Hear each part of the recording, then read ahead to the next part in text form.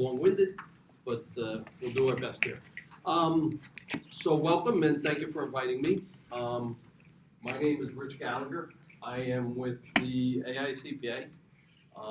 I've been working there about almost 5 years now, which is kind of surprising. I worked for Ernst & Young. I had a short 38-year career there. At age 60, we have a deal with the partners that you get your walk-up papers. So I was done at age 60, but not quite ready to retire. Actually, I thought I was going to end up in the classroom teaching, but this opportunity came along. It was interesting because the last time I had thought about the CPA exam was in 1978 when I passed the exam. And I look around the room, and other than the guys in the back, I doubt there's anybody here who was born, before 1978. So maybe I'm a bit of an old timer, but I do have 4 daughters, and actually one of them works across the street over at PwC. She's in their national office. She's been there about 10 years. Actually 13 years, dating myself. I'd like to go through some stuff about the exam, but before I do, I guess I'd like to make sure I cover things you all might be interested in. So to the extent you have some questions, thoughts, concerns about the exam or about the profession, I'm happy to deal with that. So maybe if we could just get a couple of, people have some thoughts to make sure I cover them, I'd love to hear from you. Anybody? Yes? Do you think it's better to start studying for the exam while we're in school or when we start working, or a little bit of both? I try and get it behind you as quick as you can. So if you can get stuff behind you now, that's what you want to do. So I would definitely focus, the sooner the better. Okay. Yep. Thank you. And in fact, depending upon where you end up, some firms have some pretty darn good bonuses. Mm-hmm. If you end up with the exam under your belt before you start working there. There's a firm which is a great firm here in Jersey. I shouldn't be endorsing any firms, but I do. A bunch of my former EY partners are over there working now, and they have, I think, one of the biggest bonuses I've heard. So I don't know if you guys have heard about Witham if they come on campus or anything, but Witham is a great firm, and they have a 10 grand bonus if you pass all 4 sections of the exam before you start. Not a bad deal. Other questions, thoughts? Yes. What software do you recommend using? Like what? Like there's Becker, there's Roger Williams. And one thing we don't endorse any specific review course provider. They are all, they're all have their pluses and minuses, I guess. We do. I will tell you, we get together with the review course providers twice a year. They actually have an association amongst themselves. I think it's called the American Association of CPA or CPA preparation courses or something like that. So we do get together with them to kind of compare notes and share with them what we're doing on the exam, so that they can be preparing you guys well as you go. So I think you kind of have to figure out what works for you, look at what their materials are, and kind of sort through that a little bit. Other thoughts, questions, concerns? Just double checking. What kind of grades are you guys? I know you said you're masters, so you're in your final year here. How about other people? Are we all masters program? It's a range, so it can range from sophomores up to. Okay, so sophomores. Okay, juniors, seniors. Okay, grad students. Okay, cool. So we do have a pretty good mix. Nice. Well. I can also, as we're going through this stuff, talk to you about anything about the profession as well. I started in our Jersey practice back in 1976, again, a very long time ago. It was the bicentennial of the country, that was the year I started with the firm, and started in our Newark office. I actually started with Arthur Young, which doesn't exist anymore, merged with Ernst back in 1989, but I was the last class of Arthur Young Partners in 1988. But I started in Newark. In 1987, we opened up our office down in Metro Park, and then we did the Ernst merger in '89, and Most of the guys came down from Newark. Although they did have a Hackensack office. We both had Princeton offices for a while, but everything's pretty much based in Metro Park now. And I guess EY also opened up recently an office in Hoboken. I know we got an office there also. But, you know, I'm a Big Four person. I was Big Eight back when I started. It's now Big Four. But there's all different kinds of firms and all different kinds of opportunities. And you should think about that as you go through your career planning and everything. The big firms are great. They give great challenges and everything else. Some of the medium-sized firms, as I say, Witham, tremendous little firm here, which, you know, started in Jersey, but now is kind of an East Coast firm. They've done a lot of acquisitions, but lots of other firms out there too. And one of the other things about this, if you're like an entrepreneur and you want to have your own business, there's lots of sole proprietors. And what's the thing with a lot of these sole proprietors? They're like me. They're all baby boomers, and they're looking to get out. So, I mean, if you get into one of those smaller firms, it's an opportunity to become a partner and an owner and effectively be running your own business. So there's lots of different opportunities for you out there in terms of practice once you get out of school. Thoughts, concerns? Yes? Do you think there's a preference of which part of the exam to take first, whether it's BEC or FAR? There's really not. You got to kind of figure out what works for you. I mean, I will tell you, right now, most people take BEC last. That's what the statistics seem to show. That's something that a number of years ago we changed up, and BEC is the only section of the exam that has writing on it right now. And so I think that's what drives people to take BEC last is our guess. But, you know, in terms of that, you know, one of the things from when you first pass one section, right, you have 18 months to pass the other sections. So kind of what I would think is you're probably best, whatever you think is going to be your most difficult section, take that first, right? Because you don't want to take that last if your 18 months is running, right? So take your hardest one first, and then you know make sure you get them all done in the next 18 months. That would be the one recommendation I would have. All right. So let me jump into the slides a little bit. I thought I had my clicker, but I took it out for a meeting in the office the other day, so I don't have my clicker handy. So let me be up by the podium here so I can go through some of these slides. We'll talk about some things as we go, and you know, then you know we can. This can go wherever you guys want it to go. So why do you want to be a CPA? Thoughts, concerns? Why would you do this? Have to take 150 credit hours to sit for the exam. Why do you want to do that? Yes. Opportunities. You could be a partner, manager, and then the exit opportunities later on as well. Yep, that's you know one of the big things. I mean, you get into a firm and it's a training ground. I mean, you learn a lot in school. I don't mean to disparage your professors back there. You learn a lot in school. When you start working, the on-the-job experience is beyond belief. Now maybe it's I was dumber than most when I started, but I was like, whew, it just was, you know, drinking out of a fire hose. But you know what? You got to have that learning mindset through your whole life. Okay? So I'm now 65 plus, and I go to work, and there's probably still not a day I don't go home from work learning something new. So you always got to have that curious mindset, and that's really good in this business as well. Okay? How about any other ideas? Yes? Well, pay might increase if you're a CPA. Absolutely. Yep.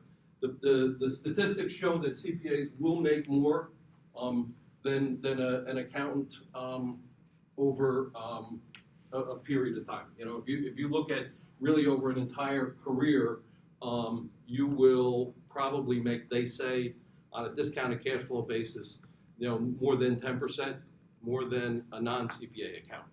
I will tell you quite honestly, I think it will be a lot more than that. If you do have the opportunity to become a partner, you know, it's, you know, I couldn't tell my mom and dad what I was getting paid.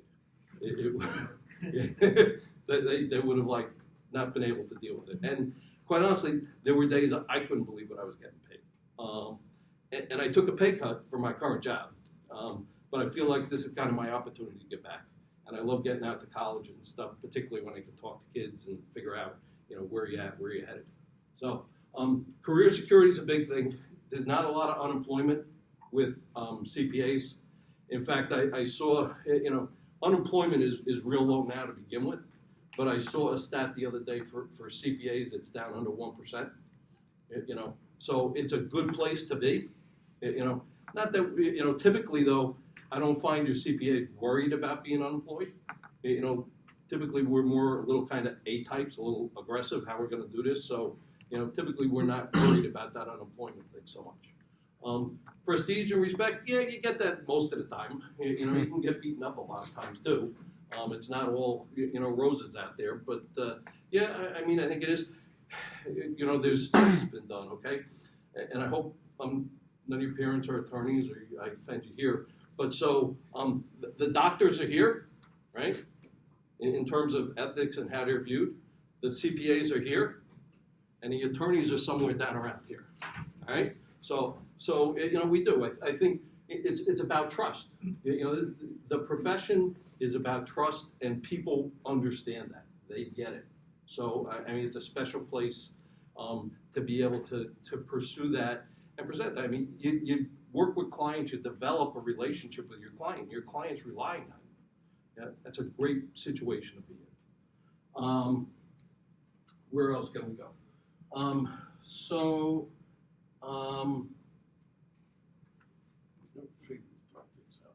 right. Yeah, and this shows some projections on jobs.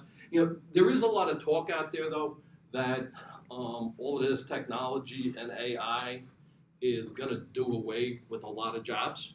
I'm not sure to what extent you guys are hearing that, but there is a lot of talk in the marketplace.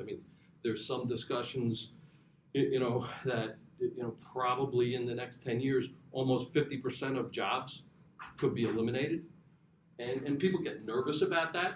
And I think one of the things that will happen, and some my personal opinion, but I think some based on the research we've been looking at as well, the kind of, what we used to call grunt work, the drudgery kind of stuff, that's what's going to be eliminated, all right? Whether it's by virtue of things like RPA and things where, you used to have to fill out a lot of forms and all this stuff is being automated at this point in time. But what's still going to be required is smart people who can think. That thinking thing. You got to be able to think, solve problems, critically analyze a situation. That one of the things with the technology, I think, we're actually going to have more time to do that. A lot of times we were just so focused on crunching the numbers. Does it balance? Does it get right? But this is going to create an opportunity for you to do more of that creative thinking. So actually, I think it's more of an opportunity for CPAs and people in general. Again, so long as you had that mindset that you got to be constantly learning. You got to be able to be adaptable in this day and age. So because it's going to shift. What I did, many years ago, where I actually had clients who kept general ledgers, in a book and recorded double entry bookkeeping. That doesn't exist anymore. And then they take that and they make a trial balance out of it. And all of this stuff was manual. I was great with the 10-key. I had this intimate relationship with the 10-key. What's a 10-key, right? Well, that's an adding machine, okay, with a tape, right? So, times change. I evolved. I was one of the, I was always kind of technology guy, so I was one of the first guys who was able to get my hands on a computer, kind of figuring out what the computer could do for us and everything. Right now, since I retired, just in this last 5 years, there's been so much going on in the firms. I kind of want to get back in because things that I used to have to do and spend a lot of time doing, there's so much more opportunities with data analytics and this. Really focus on where's the issues, where's the risk. It's a great time to be going into accounting. Let's see, what else? Do you know who we are? Who is the AICPA? Not a trick question. Yes. You guys construct the CPA exam? That's one thing we do, okay? But it is the American Institute of Certified Public Accountants. It's our professional organization. The group I work with, which is actually based in New Jersey, the exam is built in New Jersey, down in beautiful Ewing, New Jersey, which is just about 50 miles from here. I took all of the back roads to get here, came up 31, 202 to 287. But, so we have 60 people working on the exam. I've got 18 CPAs. We got a bunch of people in operations, some people in software development. Who did I leave out? Oh, psychometricians. What the hell is a psychometrician? They're these really smart people who figure out how to score the exam. Okay, a psychometrician they're typically people with psychology degrees and kind of understanding how the brain works, but also with a heavy-duty statistics background. And so the science that goes into how the exam is built and how it's scored blow you away, right? But that's just a small part of what the AICPA does, quite honestly. AICPA writes the professional auditing standards. You've got the PCOB writes the standards for public companies, all right? But it's the AICPA writes the auditing standards for private companies. And in fact, when the PCOB was created back in, I guess it was 2002, they built all of their standards. They first adopted the AICPA professional standards and what we call GAS. They adopted that as their own, and since then they've gone on and modified and come out with their own set of standards. So, all right, so that's the AICPA. So, as I said, we actually own the exam. We build it, it's a big group of people. So I said I got 18 CPAs. But we have volunteer groups for every section of the exam. And those volunteer groups are made up of people from practice. So we'll have people from Big Four, people from medium-sized firms, small firms, and we'll have a bunch of academics as well. So we have somewhere between 10 and 12 volunteers who support each section of the exam, right? One of the things that happens, they actually, believe it or not, we actually pay people on the outside to write the questions. They go through a review process, through another set of volunteers. Come in-house, we review them. By the time we put them on the exam, we pre-test these items on exam. So every time your question's first used on the exam, it's what we call pre-test, because we want to make sure it's right? And we can, even though we've gone through all of those internal reviews, you guys taking the exam will tell us an awful lot about a question that maybe we didn't see when we wrote it, that maybe it's confusing, maybe we thought the right answer we call the key. Maybe there's and our goal, our objective in life is we call it single best answer. So there's going to be one key. You can't have two keys. All right. Sometimes when we look at the results, and this is what those psychometricians do, and they come to us, and it's actually all done by computer because we got such a big volume of this stuff. They'll flag, something doesn't look right here. As many people are picking this answer as picking this answer. Now, maybe that's because the wrong answers, we call them distractors. Maybe because they're good distractors. On the other hand, if they're two really close, maybe actually what we thought was a distractor, maybe it's actually a second key. So we'll kick that out. We won't use that. But we go through and challenge all because we're really focused on making sure, people think we're out to trick you. We're not out to trick you, trust me. We're out to have a fair exam. We have PhD linguists who are part of this review process to make sure that the items are understandable. We make sure that there's no bias built into the items. We don't put natural disasters into the item because maybe somebody experienced a natural disaster and that's going to set them off an exam. We wouldn't want. We really do an awful lot to make sure the exam is fair. So that's the kind of stuff we do there. Let's see. So exam strategy. Understand the candidate requirements. Okay, that's important. We'll talk about that. Learn about the exam and what it tests. That's really important, right? Manage your time wisely. I mean, to your point, when do you start studying, right? Form a support network and rely on the exam partners. All right. So, first one, right? Understand the candidate requirements. First question. Where do you want to sit for the exam?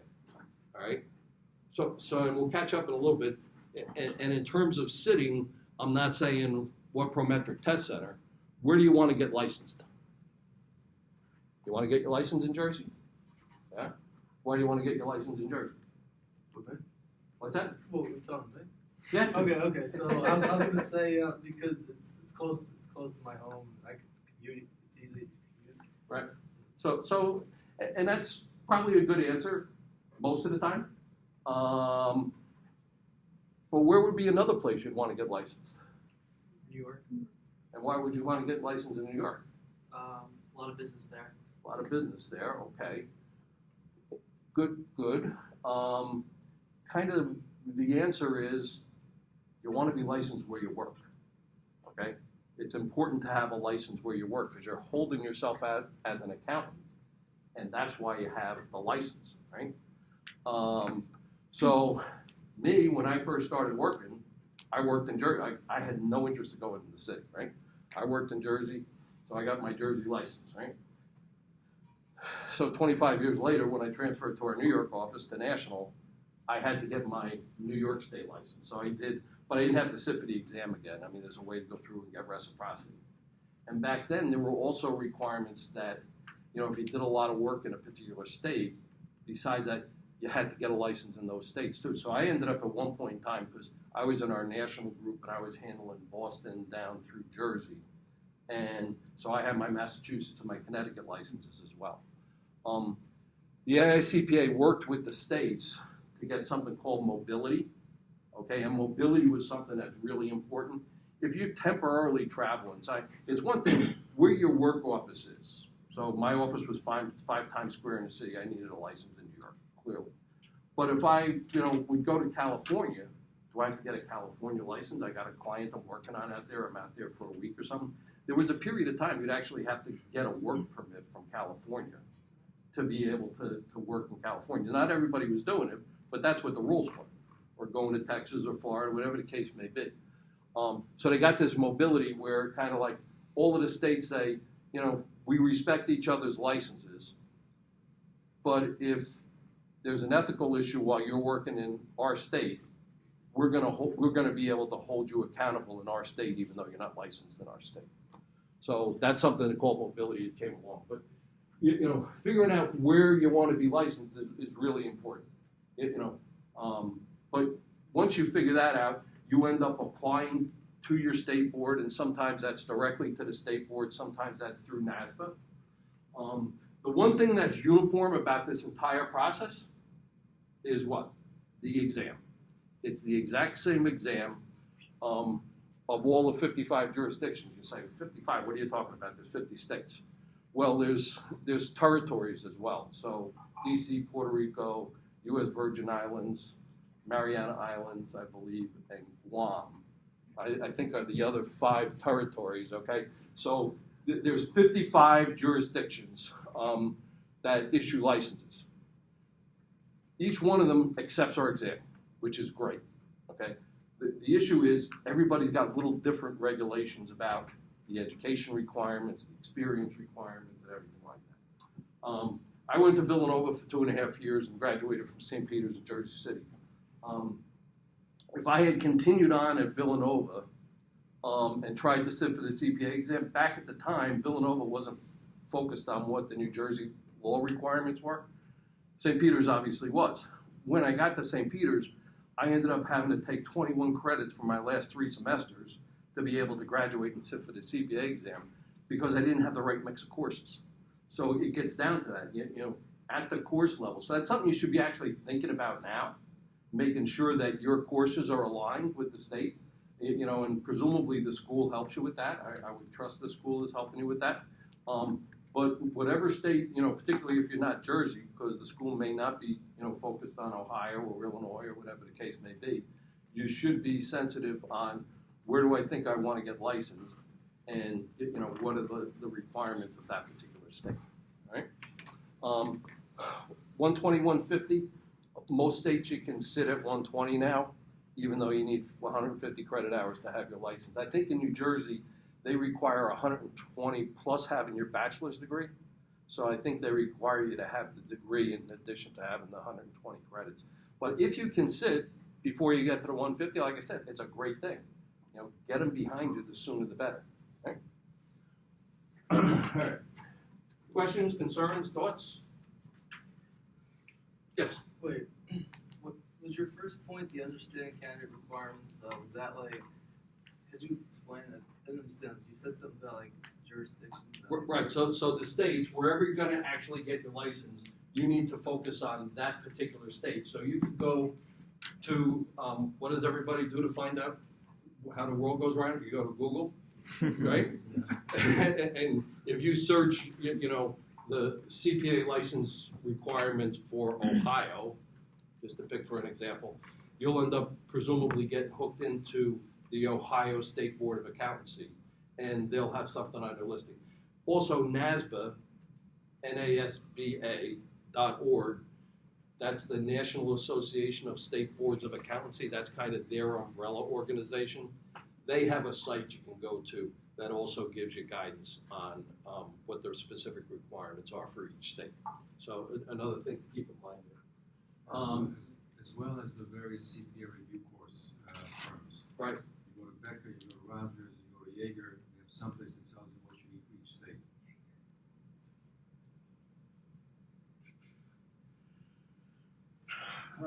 state. So you end up going through this, determine your eligibility, so you got to go back and forth with your state. Typically, they're going to want to see your transcript of your courses. You'll go through that, fill out all the forms, pay them some money. They'll say, okay, you're eligible to sit.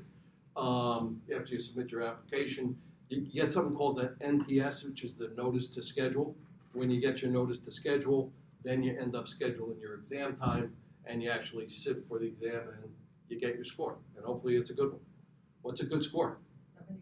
North of 75, right? Actually, the best score is 75. Right? I passed my first 3 sections the first time I sat was 75s, right? And then I had, back in the day, a million years ago, business law was a separate section of the exam. And I was coming up to the last time I could sit without losing my other credits. And I studied really hard and I passed business law, but I was having a bear of a time with business law. Yeah, Ron? Are you still able to appeal if you get less than 75? Years ago, there was some people got 73 or 4, whatever. You can always appeal, but keep in mind, in this day and age, it's a computer-based test, and it's objective scoring. I will tell you, personal opinion, you're wasting your money with an appeal. I've been with the AICPA now, just coming up on 5 years. I have never seen an appeal prevail. And I will tell you, since the exam's been computerized in 2004, I think, I'm not sure there's been any, maybe one. That's been. We really do a hard job to make sure the answers are right. Now, we're not perfect. And if we find an error, we'll go back and we'll rescore it. But the errors are rare. If we find one error a year, and that could be an item that's been around for a while and all of a sudden we used it, and when we find that error, we figure out who took the exam, who got that item, and would it change their score from a fail to a pass. And typically, we see a handful, if we find a problem with an item, maybe 5 people are impacted, 5, 10 people.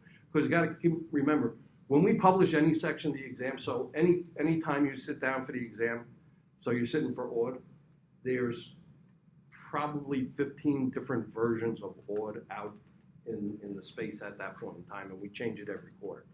So there's lots of different versions of the exam out there. So the items, we try and keep the items spread out. And it is very rare that we have an error. So I would save your money, quite honestly. So what else can I tell you? Learn about the exam. Right? Is that how they test you guys here? Right? No? All right. And by the way, I use guys very affectionately. As I say, I have 4 daughters, and my daughters are my guys. So please, that's a very all-inclusive term when I use guys. So don't be offended when I do that, please. What do you want to know about the exam? Yep, there's 4 sections, right? And they're 4 hours each, right? What are the sections? Aud, so it's auditing and attestation, BEC, business environment and concepts, FAR, financial accounting and reporting, and REG, which is substantially income taxes, and it's got a little bit of business law in it now. So I used to take a four-hour exam in business law, and now business law is 10 to 20% of the reg exam. So it's really been reduced even more. So we got that, as I said earlier, 18 months from the time you pass your first section till you pass all four. Yes? Question, when did the 18-month pass all four sections originate? The origination of that, I mean, it goes back to the days actually when I took the exam, okay? So when I took the exam was given twice a year, and you had 3 years to pass, okay? So that was 6 sittings of the exam. The 18 months corresponds to 6 windows, because typically we offer it every quarter. So it would be 6 testing windows is the 18 months. So it was effectively 6 testing windows in the old exam, and it's 6 testing windows in the new exam. That's a state law requirement.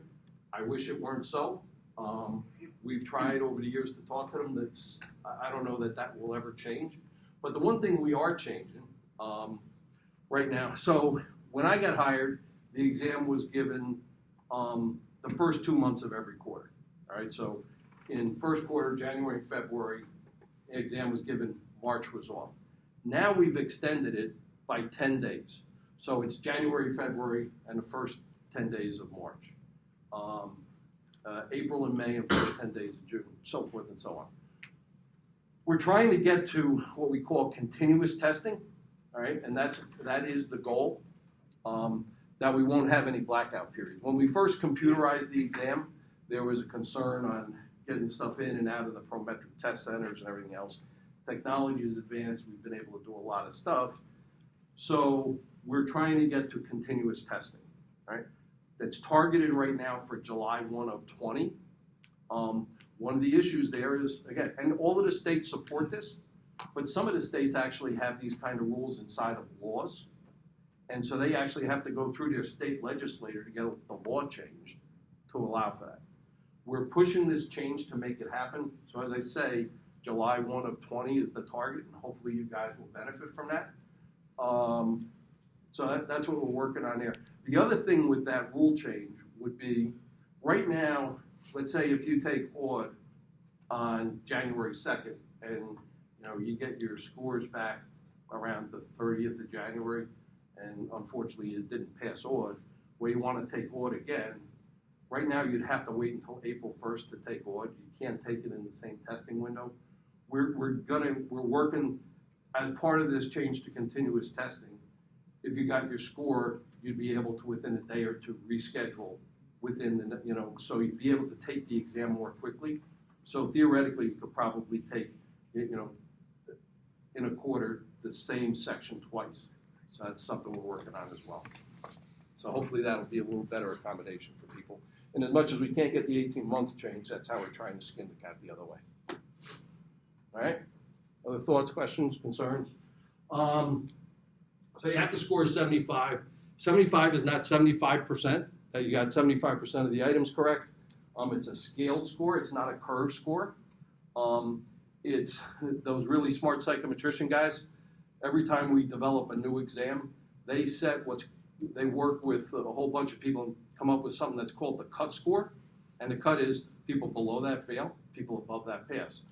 The cut score might be 42, but we end up equating it to 75, all right? And it varies by exam section. The other thing that varies on every exam is the degree of difficulty of the questions, all right? So the questions are all weighted differently in terms of, the percentage. So you don't get points taken away from you for wrong answers. You only get the points for the right answers, okay? So keep that in mind.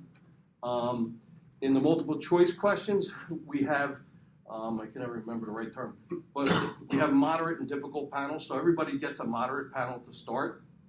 And if you do really well at a moderate panel, how do you get rewarded? Your next panel is a difficult panel, all right? But you know what? That's not a bad thing, because the difficult ones, you get, more points effectively for those difficult items. So that's a good thing. But I will also tell you, in a difficult panel, there's some easier questions and some harder questions in there. And even in the moderate panel, there's going to be some that are easier than others. All right. So we talk about 5 testlets per section. All right, and that's where I was talking about the multiple choice. So your first testlet is multiple choice. Your second testlet is multiple choice. Then you move into what we call task-based simulations, which are our small case studies. And you have your third and fourth and fifth are task-based simulation case studies, except for in BEC, where the 5th section is the writing section. Okay? Questions, thoughts? One of the things we did when we changed the exam up in 2017, and we kind of challenged it, and I think I'll get into some slides here, that we're making you think more, this whole thinking thing. So the psychometrician said, you know what, you're wearing these people out. It's a 4-hour test, and it used to be you could take a break, and you still can between any one of the testlets, and the clock, we say, keeps running, all right? So you're taking a break, hit the restroom, whatever you got to do. You're also sweating because, I got to get back in there because the clock's running. We built in the middle of the test, what should be about the middle, so after the 3rd testlet, we have a 15-minute break where the clock stops. Right? That's optional whether you want to take it. Some people want to take a break. Other people are like, I'm in the groove, I want to keep going. And so it's your option whether you want to take that break and keep going or not. Okay?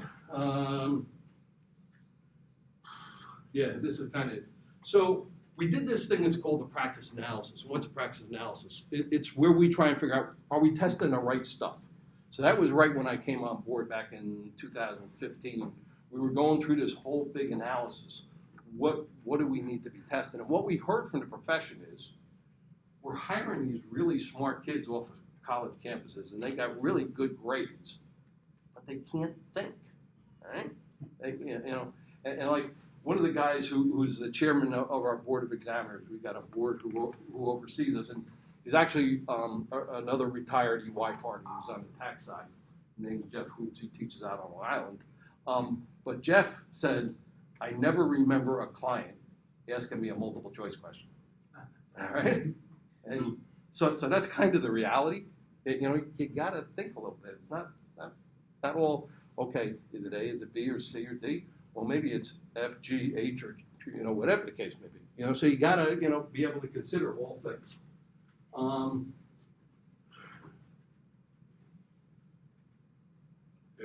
This problem-solving thing, professional skepticism, all right? The firms are getting beat up all the time that they're not sufficiently professional skeptical. I mean, you guys should be reading the paper. I hope you're reading the Wall Street Journal and stuff like that, and, looking at what the PCOB is, looking at firms, how they're doing their audits. If you really got a broad mind, you might be paying attention to what's going on over in the UK right now. In the UK, the profession's under a lot of heat because they've had a lot of audit failures over there. And in the UK, they're blaming it on the consulting services that the firms are doing, and that happened a couple of years ago. They were saying the same thing in the US.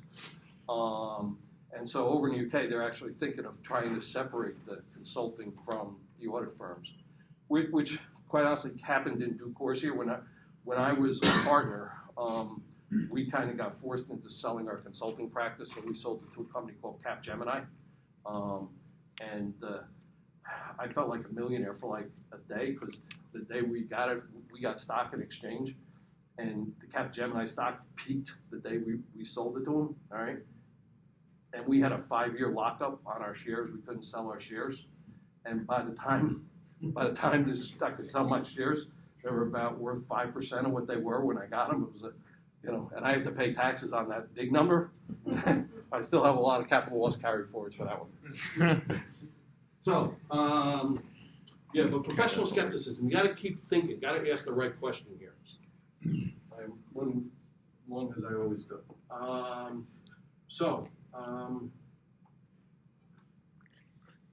This is what I talked about. Here, this is what we typically test with multiple choice questions. Remember and understand and application knowledge. and analysis and evaluation is what we typically test with our task-based simulations, just so you know. There's something called the blueprint, and I think I got the blueprint coming up next.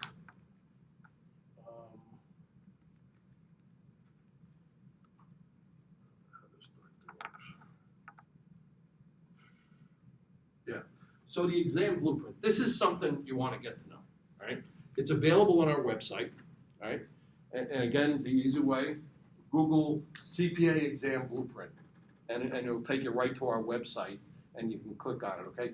This tells you everything that's on the exam, all right? By each section, it gives you the area of content, it gives you the topics we're going to question, and we have things in there called representative tasks, and that's the kind of questions they're going to be. Not guaranteeing they're all going to be exactly what that representative task is, but similar. And it also gives you the skill level we're going to assess that at. So it kind of gives you some idea of where you want to look at. By the way, before I forget, well, it's my last slide, but I'll probably run out of time, but we did also just release some free questions for everybody, including you professors back there. They're on our website. They're going to be on our website until December 31st. There's 140 CPA exam questions that are good questions the day we release them. I'm not going to maintain them from an obsolescence viewpoint going forward, but they're good questions. They were used on the exam. They were valid items, and we give you what the right answer key is, all right? The one thing is, don't memorize those questions, because you know what? I can guarantee you those questions aren't going to be on the exam, all right? But it'll give you some idea. I mean, it is good to get familiar with how we ask the questions and kind of, just give you that kind of a sense. There might be stuff on related topics, similar topics on the exam, but those questions you're seeing aren't going to be on the exam, okay? But they are there. So I think I covered most of that there, right? This is the odd section just to give you an idea. This is what we call a summary of the blueprint. So it gives you the four main areas in odd. So the first one being ethics, professional responsibilities, and general principles. The second one, assessing risk and developing a planned response, performing further procedures and obtaining evidence and forming conclusions. This is kind of the way an engagement flows, if you think about it, quite honestly, if you're on an audit engagement. Well, first thing, can I take this client on? Do I have any independence concerns? Ethical concerns, number one. Then you have to step back, look at the company. You have to plan out the audit. That's number two. Number three, that's really executing the audit. And then the fourth, you draft your audit opinion. Right? So that's the way the blueprint's laid out. It's a very logical order. And then, this also shows you, audit is the only section we have evaluation questions on. In my mind, though, the real heavy thinking is at this analysis level. But if you're at evaluation includes this. But that's where the real heavy thinking is in my mind. And just to give you an idea, this is the way the blueprint looks. So if you see this, you've got over here, this would be a group C performing specific procedures to obtain evidence. Here, then, it's analytical procedures. And this would be one of the representative tasks. Perform analytical procedures near the end of an audit engagement that assist the auditor when forming an overall conclusion about whether financial statements are consistent with the auditor's understanding of an entity. All right? That's the kind of questions you would get on that particular area. And that would be in the analysis area. Okay? So that's the way the blueprints are. They're more than 100 pages long for all four sections. It's long. All right? One of the things we've done, it's there as a PDF on the site. You can print it out. But the other thing we did, I think last year, we broke them down into 4 PDFs because people don't take all 4 sections of the exam at one time. So why scare yourself and print out all of these things? Print out the one you're taking, right? And you can use that and focus and kind of check off. Yep, got that. Oh, you know what? I need to do some more work in this area. All right. Very quickly, at a high level, this is just what the makeup of each of the exam sections is. So, you can figure this out yourselves. I won't go through that. That's the BBC, FAR, and then reg is last. All right. this is the exam structure. Kind of, I already talked about this one, how it's laid out with the 15-minute break in the beginning. There's some opening screens in the front. It's important when you go through those opening screens in the front. We don't know, but some people time out on those opening screens. If you time out, I think you can time out twice. If you time out more than twice, you're done for the day. So you don't want to time out. There's, I don't know if it's myth. Some people say the reason people are doing it is because they're trying to do a file dump when they get into the exam room and write down everything they can remember before they start the exam. But quite honestly, you're better off just getting into the exam. That file dump isn't going to do you any good. Let me see here.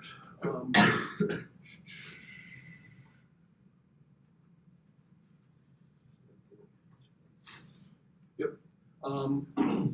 So we also on our website have sample tests. All right. We have one test for each section of the exam. It's not a complete exam. There are abbreviated sections of multiple choice questions. There's only 5 in each section. But it does have the flow of the entire exam. Really, it's there for you to get familiar with the exam software.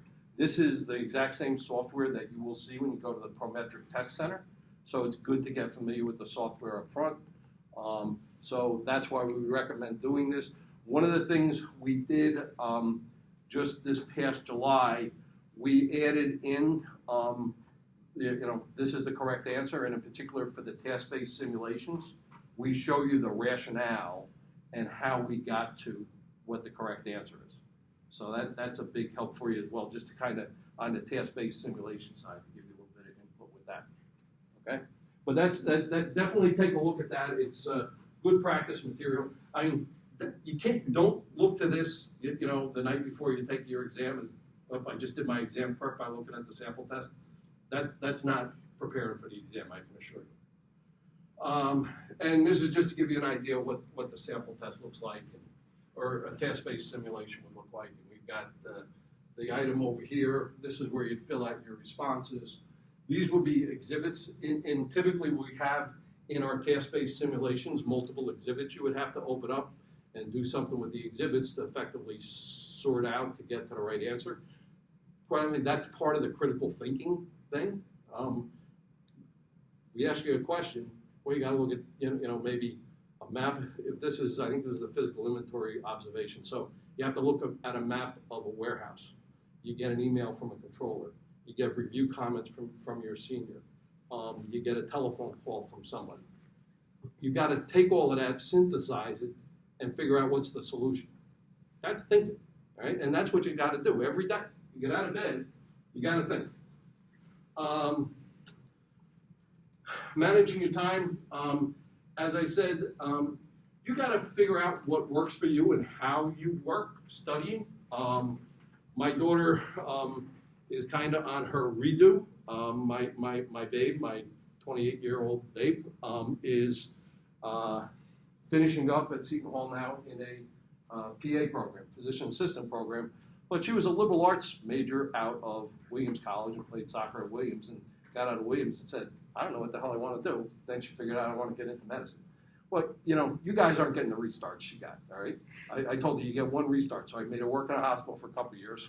And after she did that, she figured this out. And so now she hopefully will pass and be a PA next June.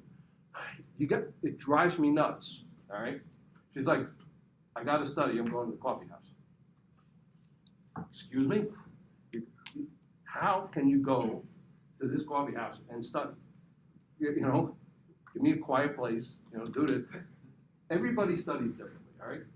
And you've got to figure out what works for you, but don't kid yourself. Don't say, yeah, I'm studying, one thing, you can't learn accounting by reading, all right? Reading doesn't cut it. You got to solve problems. If you get homework, be doing your homework. Homework is important. I'll plug these guys didn't pay me for it. but it's critical. I mean, you don't get it if you read. You got to do it. It's really, really important.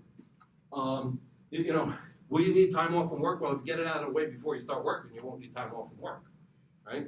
So, I won't go through some of the stories my boss has. They'll get mad at me.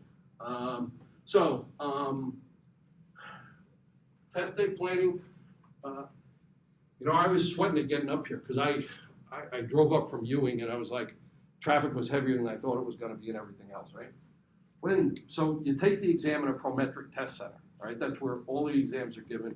You can take it at any Prometric test center in the United States, all right? Figure out where you want to take it, right? And then plan in advance.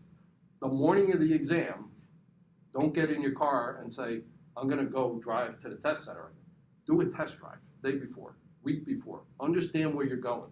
Because I've actually had to take, I've had to go to the Prometric Test Center where we're testing out some new software and stuff like that. And believe it or not, I live in Cranford, and one of the test centers is in Cranford, right? I drove by this building 1 million times, and I had no idea that there was a test center in this building, right? Let alone, where do you park when you get in the parking lot? What floor do you have to go to when you get in the building? Because it's not really well marked when you get in the building. So just be sensitive to that kind of stuff, because it's a stressful situation. Don't add more stress on that's not necessary. Kind of ease out the stress where you can. Talked about all the other kind of stuff. Let's see, what else can I tell you here?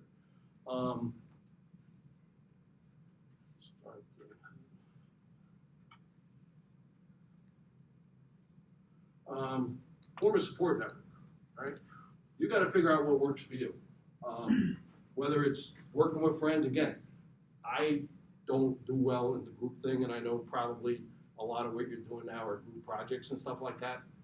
And if that's the case, great. And quite honestly, you know what? The firms like that, because when you end up in a firm, you're going to be working on an engagement team, so you need to be able to work together.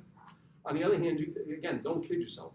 Can you work as a group and study and learn what you need to know?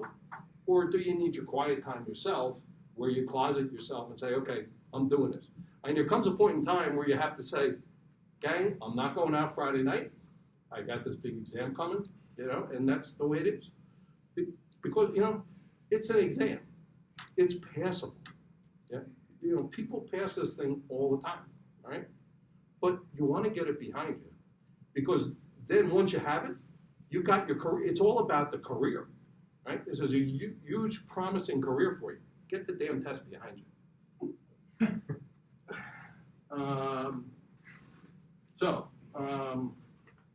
What else can I tell you here? The exam partners, I've mentioned them a bunch already, NASBA, us, Prometric, Boards of Accounting. Everybody's got their websites. Go to the websites.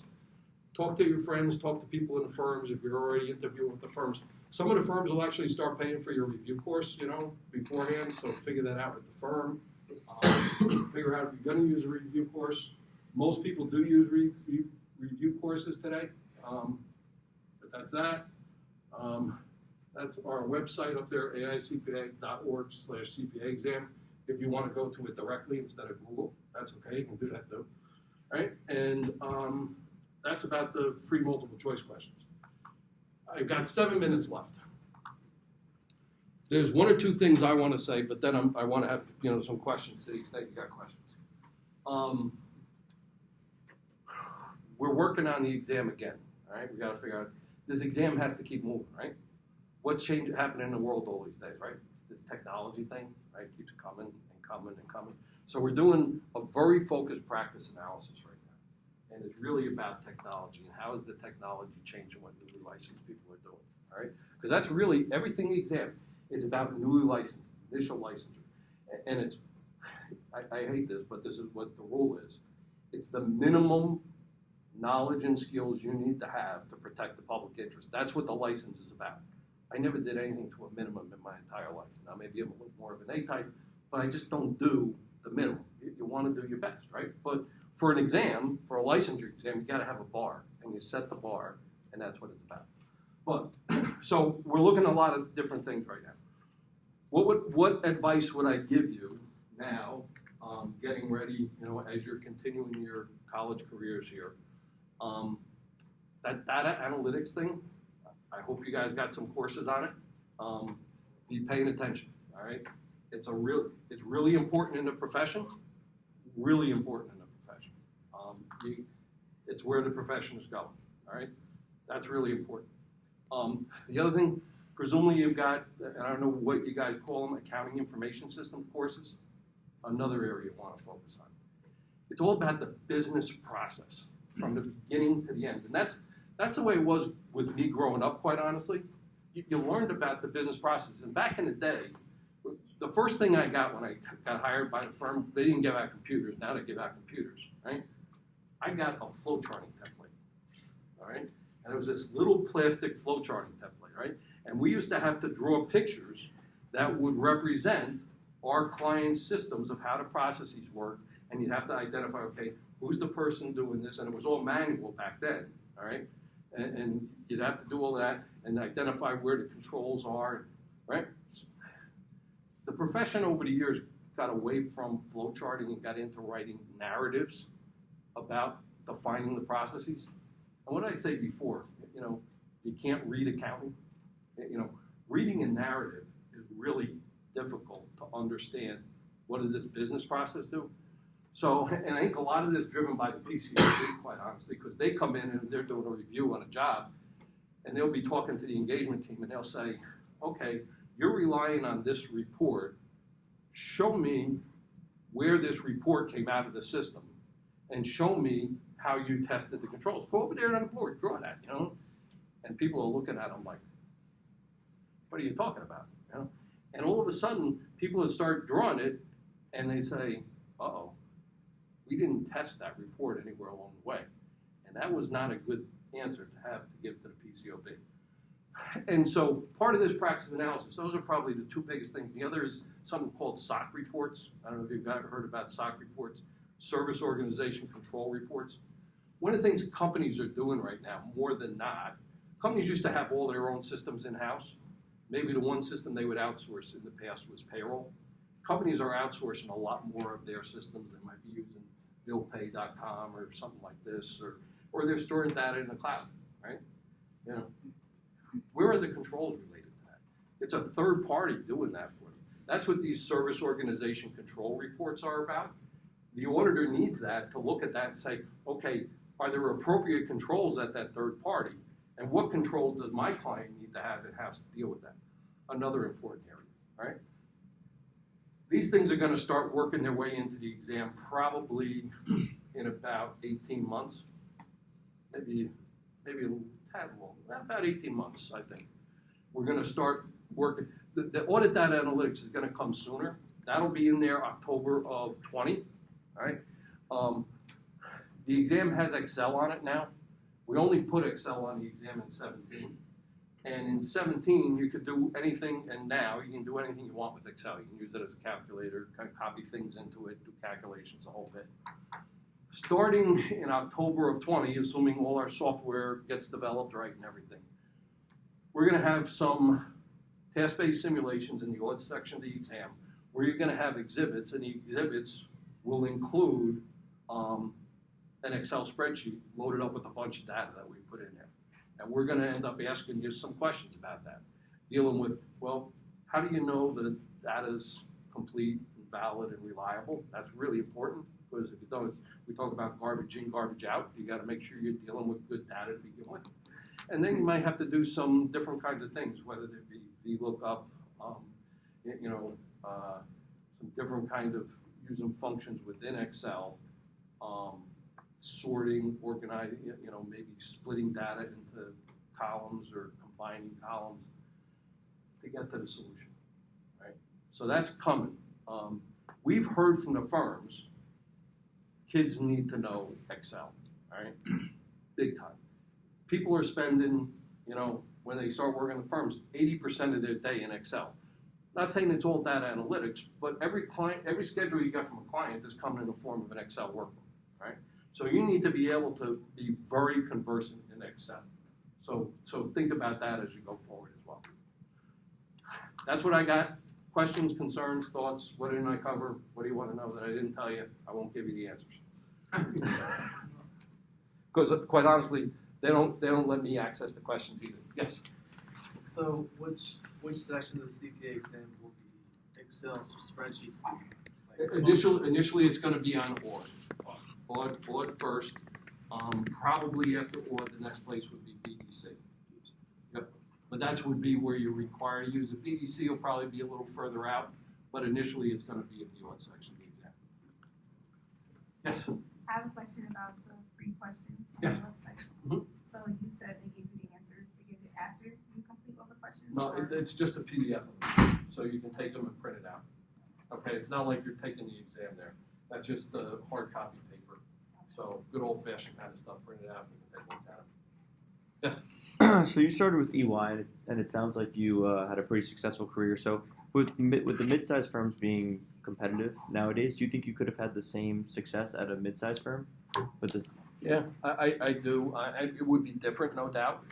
But you got to remember also, I started in the Jersey practice of Arthur Young, and it became Ernst & Young. But I didn't work on a public client until a year before I got promoted to being partner, maybe 2 years before I got to be a partner. I worked on a lot of family businesses in Jersey. I worked on a lot of manufacturing. I worked on chemical companies. So it was, which was great experience, quite honestly. Because my cousin worked for Arthur Young in New York. He's a year older than me, started a year before me. He worked on Hess, okay? His first, year and a half, 2 years, he, other than making copies, getting lunch, he audited cash.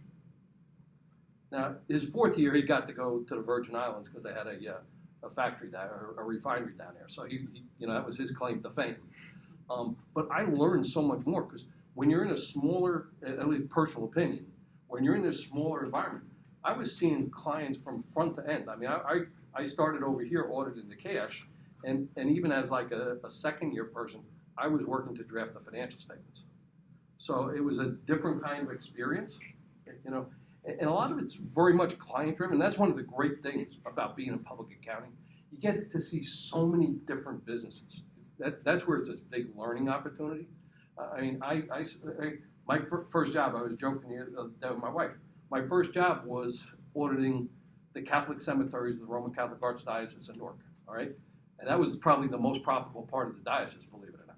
All right, it sounds silly, but it is, because cemeteries are required to carry these huge perpetual care reserves. They had these huge investments that they had over the years to support the cemetery. So just a little side note. But so I did that. I did a company that manufactured paper tape, okay, for closing boxes. A company that chemicals that went into lubricants for jet engines, the evacuation slides for airplanes. They see them deploy. If ever an aircraft is on the ground and has a problem, or they used them. When the plane went down in the Hudson a couple years ago, they were separated off. They were the boats. That was my client. Okay, believe it or not, based in the back of Belmar, New Jersey. It's in Wall Township, a company called Zodiac Air Cruisers. It's owned by a French company, and that's the kind of stuff. You just see so many different neat businesses. I got into software companies. I got into technology companies. I did cable television. I did paging. You guys probably don't even know what pagers are anymore, but I was involved in a paging company. I did, so many neat, and you learn all different kinds of things about businesses by doing it. Huge opportunities. Yes, you have a question or no? More? I got my back to you here. Are you still there up in Hackensack? Yes, we're still here. Any questions over there? No, we're actually really good. Okay, cool. Sorry to have my back to you most of the time. You're good. Anything else? 5:49. Not bad.